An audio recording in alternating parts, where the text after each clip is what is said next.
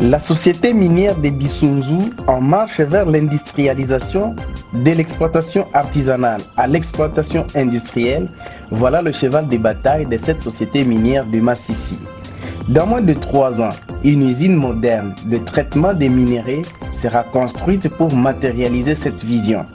Cette construction se fera en 3 étapes, comme l'explique l'ingénieur Joseph Azimassi à la sous-secrétaire d'État américain chargée de la sécurité civile, démocratie et droits humains.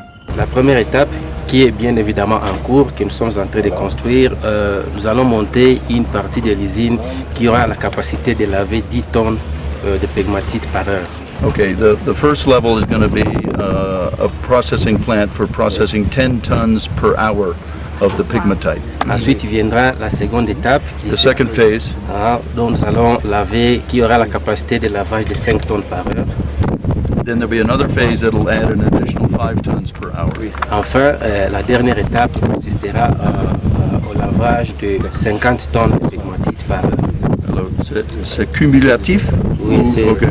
So then the final stage will actually be able to will process 50 tons par heure by hour. So there's all this earth, soil will be able to be much more quickly processed to pull the pegmatite out of it.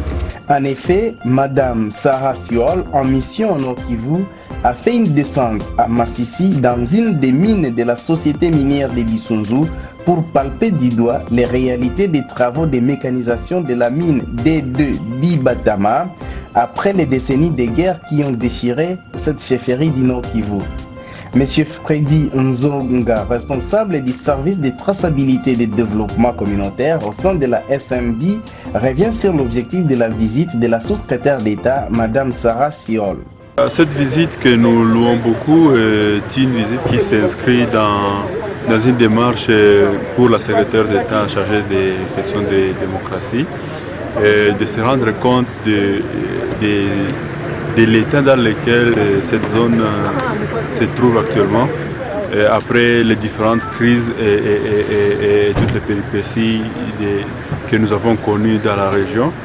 Et effectivement, il s'est rendu compte qu'il y a une très grande capacité de résilience de la population et de l'entreprise et que les activités marchent bien maintenant et que les gens peuvent déjà faire de l'exploitation minière et l'exportation des minéraux est possible déjà actuellement avec la société minière de Bissounzou. Il y a 2 ou 3 ans, notre société n'avait pas la possibilité d'investir des gros moyens ici, étant donné l'insécurité, mais avec les efforts du gouvernement, il y a la paix ici, les groupes armés ne sont plus ici, ils sont très loin d'ici, et notre société a la possibilité maintenant d'investir de gros moyens dans des machines qui peuvent remplacer, disons, la main. Et aussi nous sommes en train d'installer une usine moderne de traitement de nos minéraux ici. C'est dire qu'en moins de 3 ans, nous avons connu une croissance rapide en termes d'investissement et d'infrastructures qui nous permettent de respecter les standards d'exploitation dans toutes les mines industrielles. À la tête d'une grande délégation, la sous-secrétaire d'État a été édifiée de la manière dont les travaux se déroulent dans la mine D2 Bibatama. Elle s'est beaucoup intéressée sur l'étiquetage des minéraux produits par cette société sur place. Elle a eu droit aux explications fiables. They need to keep tracking material. We can change the system for industrial mine, the weight from the mine and to the processing entity to make sure that the weight remain the same or decrease. Yeah. Dans un entretien familial, après un repas délicieux offert par la SMB à la délégation, la sous-secrétaire d'État s'est apaisantie sur la corruption dans les mines de Massissi. Le président de la Coopérama, l'honorable Robert Seninga, donne ici le processus de démantèlement des réseaux corrupteurs dans les mines. On essaie d'éviter contre la corruption, mais il faut l'implication de tout le monde.